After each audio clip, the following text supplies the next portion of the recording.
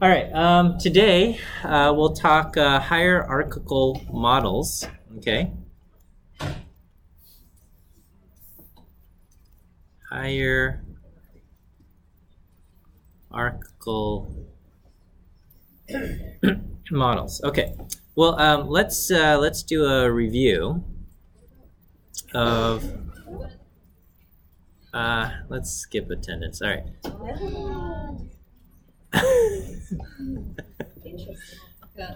No, I'm not. I'm just not in the mood. All right. Feeling like a rebel today. Not really. All right. What's up with our weather anyway? Right? It's supposed to be summer, and it's like dreary.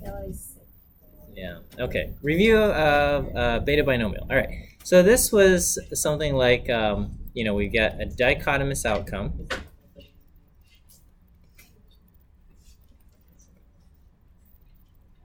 So either, yes or no.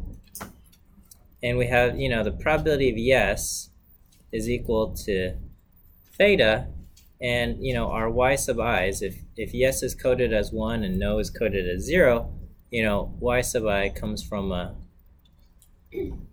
Bernoulli with parameter theta. And, we would say probability of y sub I is equal to theta to the y, I guess y sub I times 1 minus theta to the 1 minus y sub I. Okay. That's what we have. And with the beta binomial, we said theta itself, the parameter that determines how likely or unlikely the coin is to land heads, that value itself comes from a beta distribution with parameters alpha and beta, okay? And, and the probability distribution on theta is equal to, some constant times theta to the alpha minus 1 times 1 minus theta to the beta minus 1, okay? That's what we have. And the posterior distribution of theta, given our data, is theta given y, and we said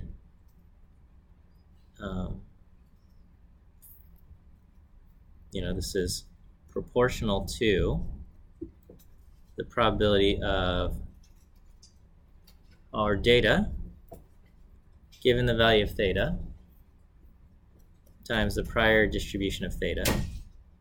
And this, we said, ends up being equal. So let's say our y vector is y1, y2, etc., etc., etc., up to yn. And we'll let k equal the sum of the y sub i's, okay? Then our posterior distribution was going to be beta alpha plus kind of the sum of the y's, and beta plus n minus the sum of the y's.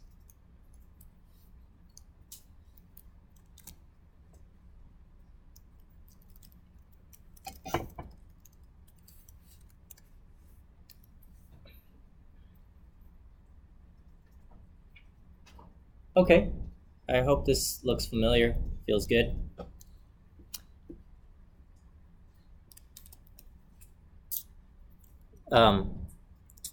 We've got, I think for your homework, one of your homework assignments, we looked at this baseball thing. So we had kind of the baseball homework problem. And there we said the prior distribution of theta was is a beta distribution with alpha equal to something like 81 and beta equal to 219 or something like that. And the beta distribution, which varies from 0 to 1, when we did this, looked like this, and this basically, you know, most of the mass is, you know, between 0.2 and, you know, 0.35, okay? And this here, this reflected our prior beliefs about an MLB player's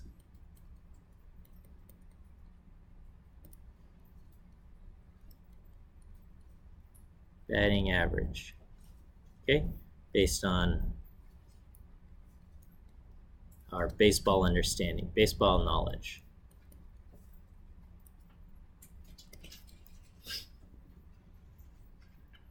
Now,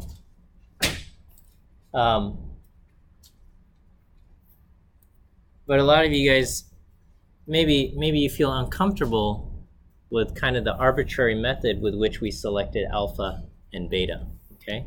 So, you know, it does feel arbitrary, and because it was, sure, you know, how we selected alpha and beta, kind of the hyperparameters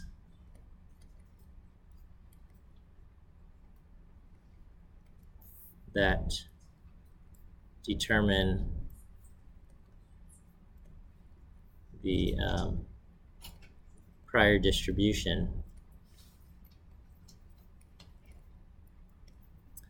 the prior distribution of theta. Okay, so theta is coming from this prior distribution, beta prior distribution, and beta is defined by alpha and beta. And to indicate that these are the parameters of the prior, we call them the hyperparameters. And we might say, you know what, let's model alpha and beta themselves as random variables. Okay, so rather than treating these as fixed values, let's say alpha and beta themselves are random variables. Okay, so instead, so in a hierarchical model,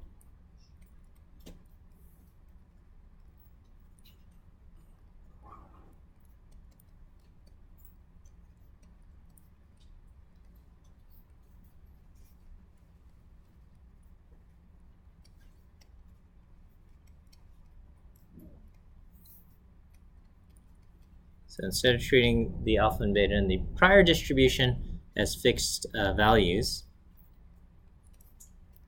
we can model them as random variables as well.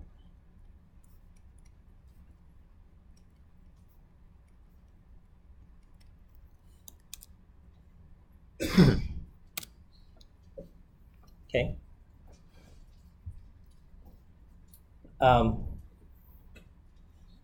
And if we do that, you know, we could end up having another a hyper prior distribution, a distribution on alpha and beta, and to indicate kind of that it's a level above, we would call that the hyper prior distribution, and that itself may be defined by a set of parameters, and those would be kind of hyper parameters. Okay, and then you could say, well, how do we pick our hyper parameters?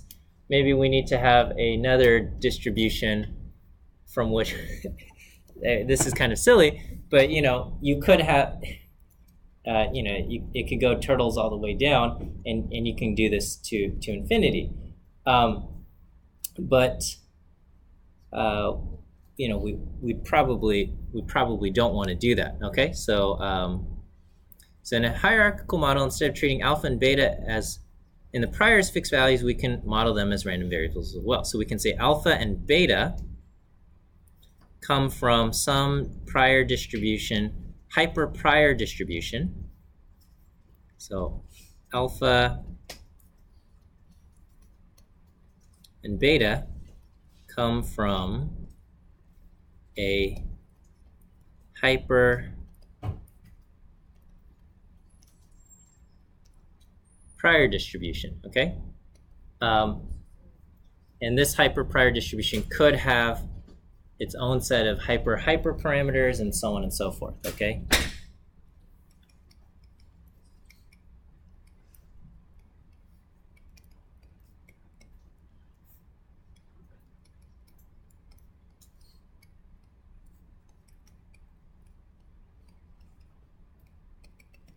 Okay, and we want to avoid kind of this going on to infinity situation.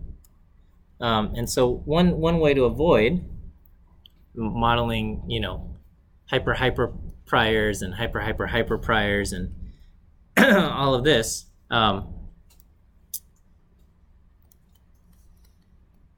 instead of, you know, trying to model the distribution of alpha and beta with another hyper prior,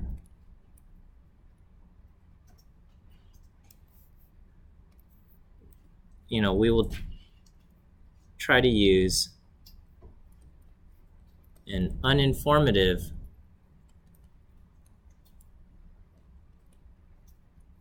distribution for alpha and beta. Okay. All right. So once again, so big picture, just so we don't get lost. Okay. Instead of using arbitrary fixed values of alpha and beta,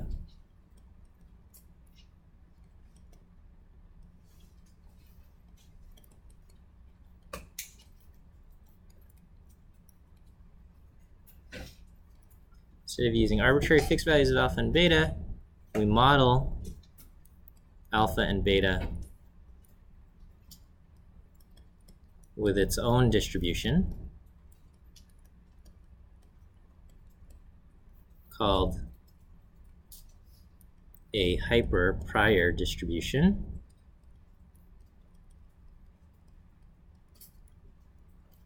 Because it's one level above the prior distribution.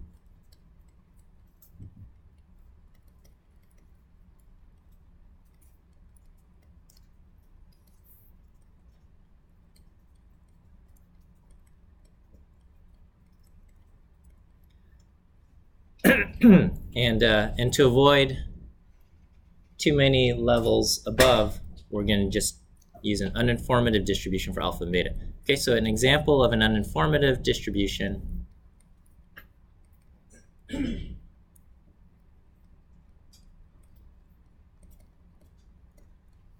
is just kind of a uniform distribution.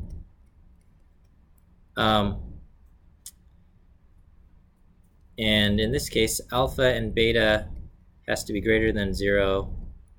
So it could just be a uniform, an unbounded uniform, which technically goes from 0 to infinity. This is a problem. This could give us a problem.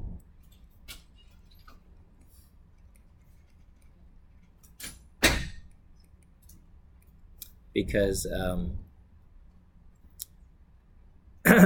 the integral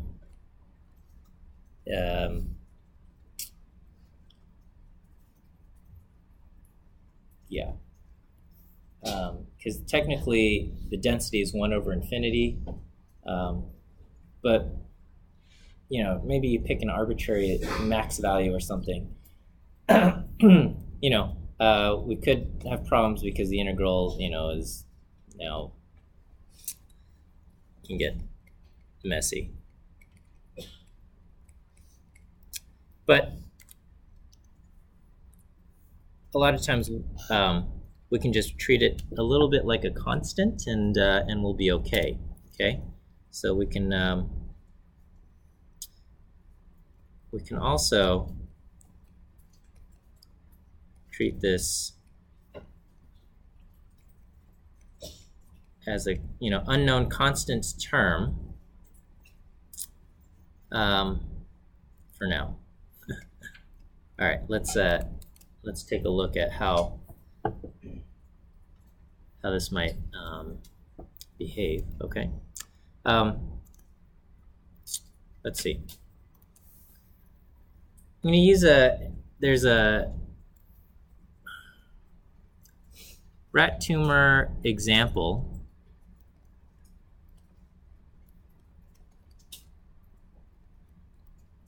in kind of the Gelman textbook, which is not assigned for this class. It's a rather thick, hefty book. But the idea is we've gathered lots of data across many experiments, okay?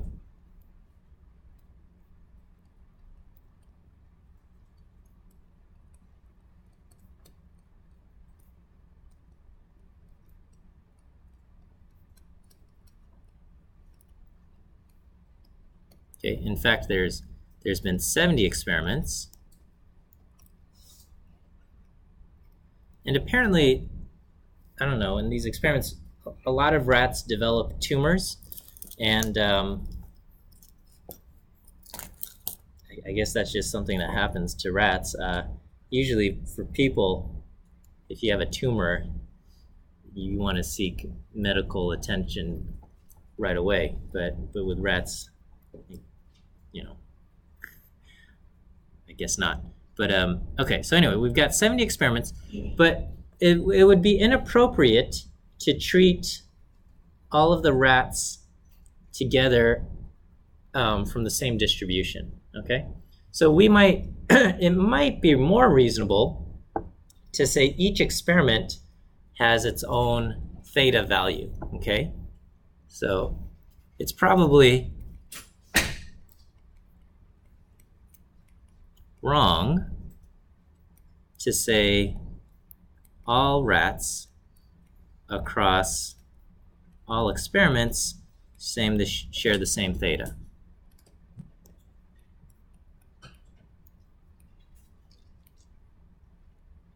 Okay, but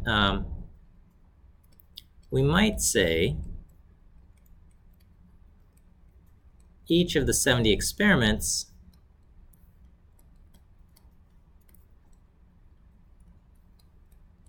has its own theta, okay? And then, the data for each experiment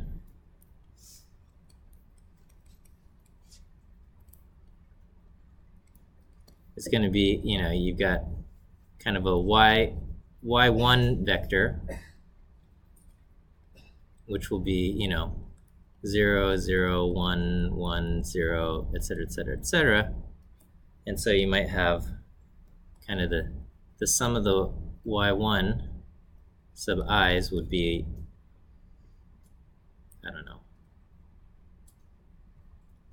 k1, and then the length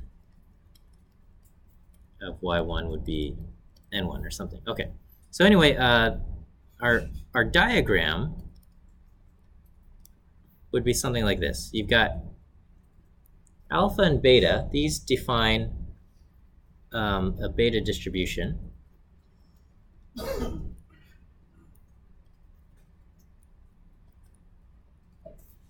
And from that beta distribution, we draw a theta 1 value. And that theta 1 will determine our first set of values, y1. Okay, so This is our first, in our first experiment, we draw theta 1, and from theta 1, we generate a bunch of y1 values, okay? And then from the beta distribution, we can draw a theta 2, and that theta 2 is then used to generate y2, okay? Another set of zeros and ones. And we have theta 3, and that can be used to generate a set of y3s, and so on and so forth, up until we draw theta 70, which is used to generate the vector of zeros and ones in our 70th experiment. Okay.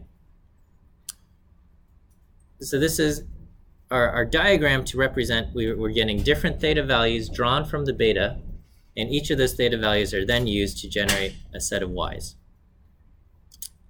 You can also, you might see this as a plate representation. And you have alpha and beta.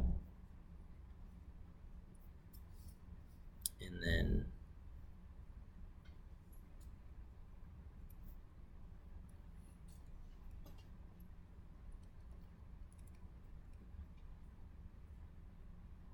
say S is equal to 1 through 70, and we would say this generates theta sub S, and each theta sub S generates a y sub S, or something like that. Okay. So that this represents, this plate representation is the same thing as this, just with fewer arrows.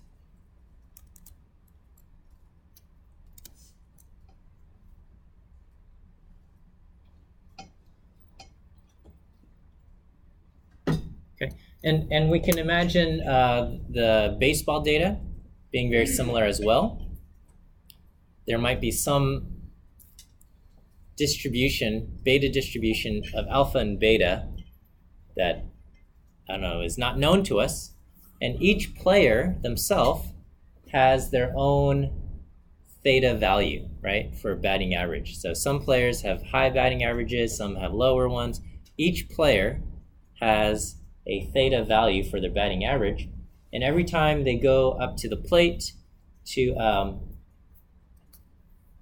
hit, what happens, whether they make it to base or not, is going to be a draw that's determined by the individual player's batting average, secret batting average theta value.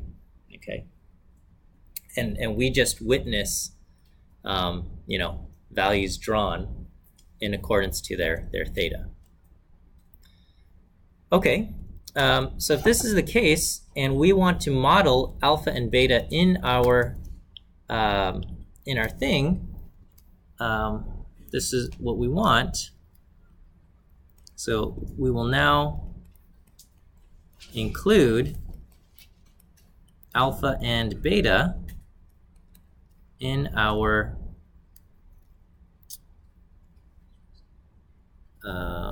what am I doing? We're going to include alpha and beta in our inference. Okay, so our total joint posterior distribution for the terms theta, alpha, and beta will be the probability of theta, alpha, and beta given our data y. Okay, and this is equal to basically theta, alpha, beta, and y divided by the probability of y.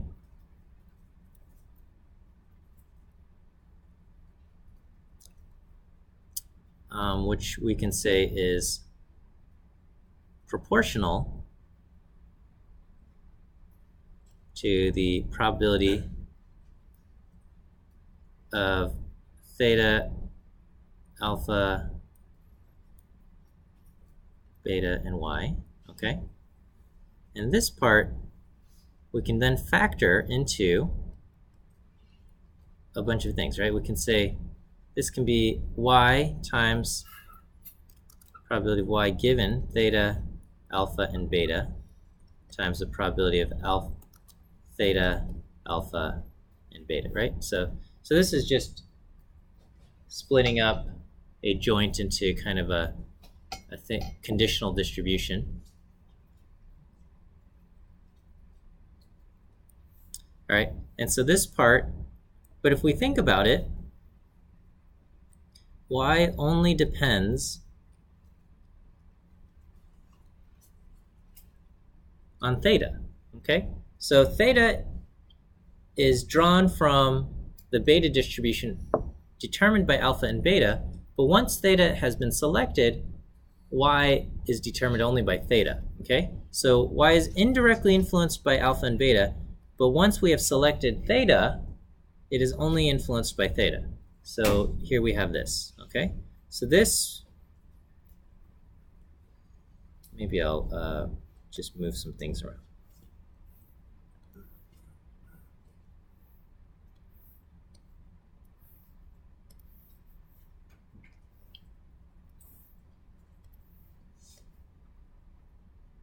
So we have this, and then just move this back up.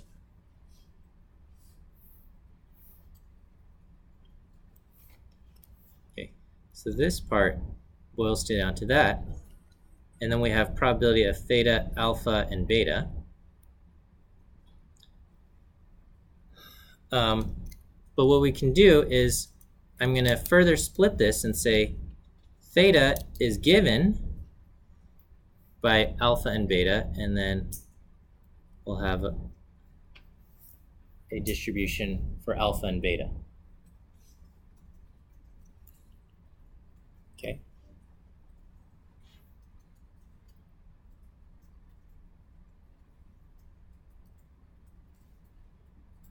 Right, so I'm just splitting up, factoring the joint distribution into a kind of a product here. All right, is this okay? All right, and then so probability of y given theta. This is just basically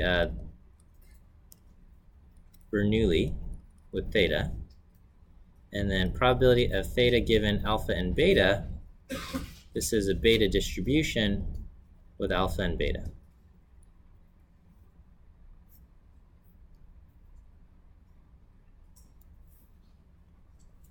Okay, so so this is what we have. So we've got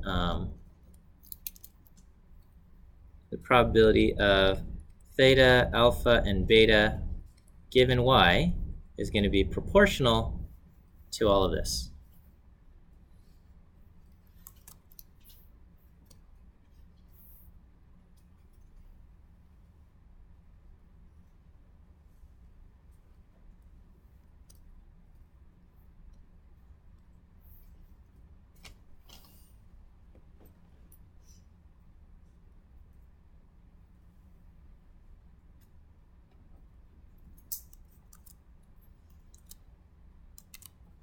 All right, is that okay?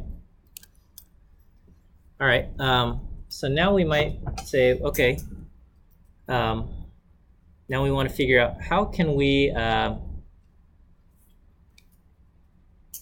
figure out what this distribution should be, right? And so we're going to use Monte Carlo methods, MCMC, to get a sample of this posterior distribution, okay?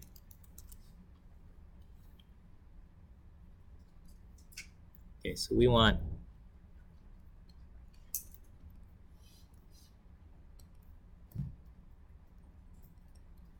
get a sample from the posterior distribution of theta, alpha, beta, given our data y. Okay, how can we do this? Well, because we've factored it out into a bunch of conditionals,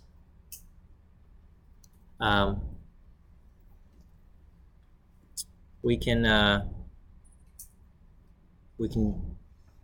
use Gibbs sampling for certain parts and other stuff, right? So so what we can do is we want to get hang on a second. All right, so we want to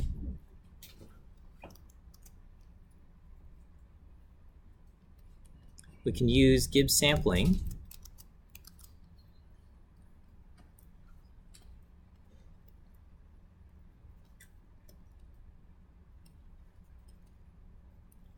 and the Metropolis algorithm together.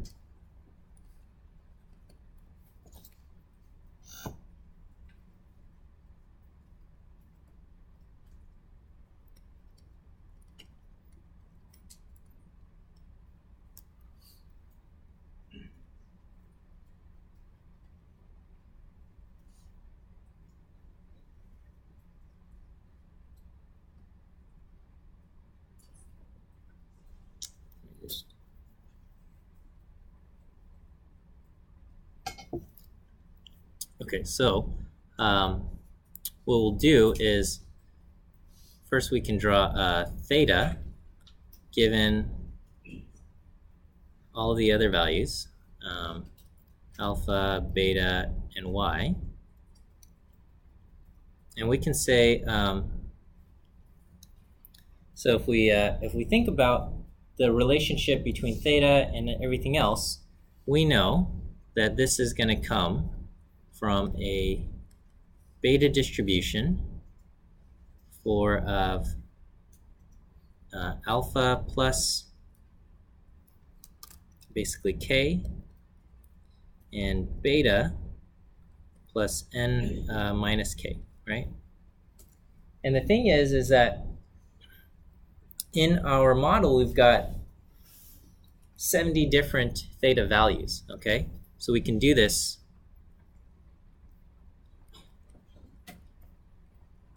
for each of the 70 different values of theta, right? So we had 70 different experiments, and you know, after determining kind of the full conditional, so you'd have to do this kind of for each experiment, I don't know, J or something.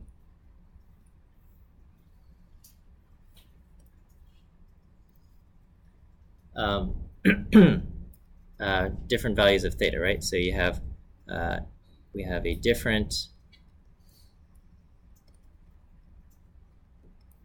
basically theta j for each of the j equals 1 to 70 experiments.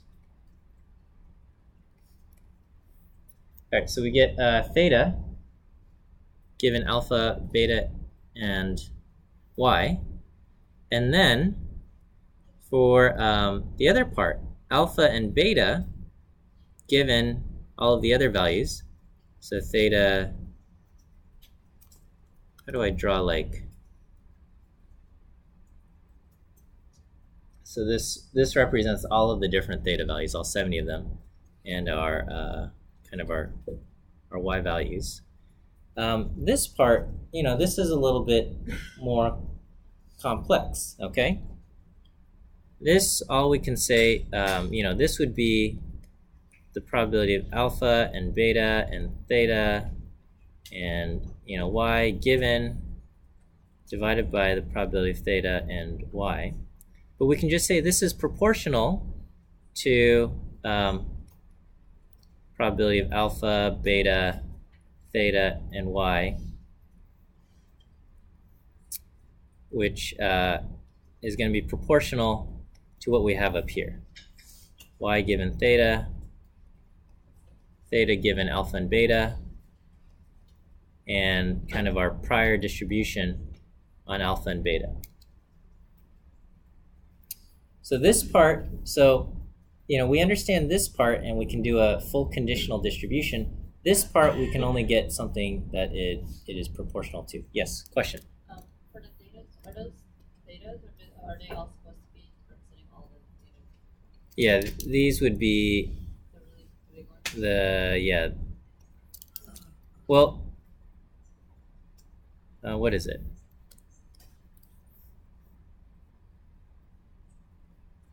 No, this one. I guess it's technically the product of everything. Okay, so it gets. Let me think. Yeah, well, it'll be the big theta. Okay, but everything is kind of you've got a bunch of these going on. So yeah, it is this, but it's going to be a product of kind of all the y's against all the thetas. So this is not just one y value and one theta. It's going to be all the different y's. So I guess it'll be kind of the y against the big theta. Okay. All right. But we only know it up to a. We only know this is proportional to what we want. Okay, so this part, this is a Gibbs step.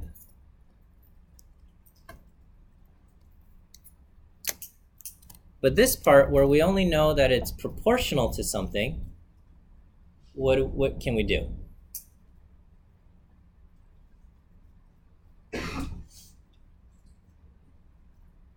We can use the Metropolis algorithm, okay? Because the Metropolis algorithm, you compare something that it's the proposed probability versus the current probability, and because of that ratio, even though you only know that it's proportional to it and you don't know the normalizing constant, because of the ratio, they cancel out, and you are able to still generate a sample, okay? So here we've got kind of this hybrid between Gibbs sampling and the Metropolis algorithm, okay? So the Gibbs sampling is useful because we do know what the full conditional looks like, and we don't have to worry, because we know it's going to be a beta distribution. We know this thing integrates to 1. We don't have to worry about the normalizing constant. We know it integrates to 1, and we understand the relationship between theta, alpha, beta, and our data y, I guess, and the ends, to generate this step, okay? This part, how does alpha and beta, how is that conditioned on all the thetas and the different y's that we see? That's a lot more complex, and figuring out the full kind of probability density so that it integrates to 1, that's going to be very difficult. But what we can do is we can just find that it's proportional to this expression, and because we know it's proportional to this expression, we can then use the Metropolis algorithm, okay? So because we know up to a proportionality constant,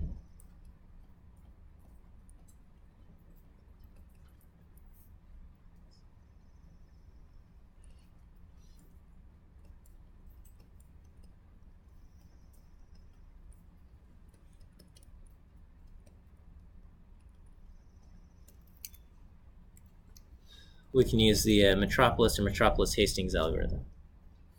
Okay, and we can treat the alpha and beta independent of each other, or we can kind of sample them together. We've got some options here. All right. Does this feel okay? Are we okay with the way I factored the joint distribution into a series of conditional distributions? Kind of. Okay. All right. So on Friday, I think I'll show you guys some corresponding code to go along with something like this. We can also take a look at an application, a more complex application, and that will probably spill over into the following week. And then and I'll figure something to do for the final test, which it won't be too bad. Okay, we'll just say that. Okay, we'll end just a couple minutes early today, and we'll see you guys on Friday.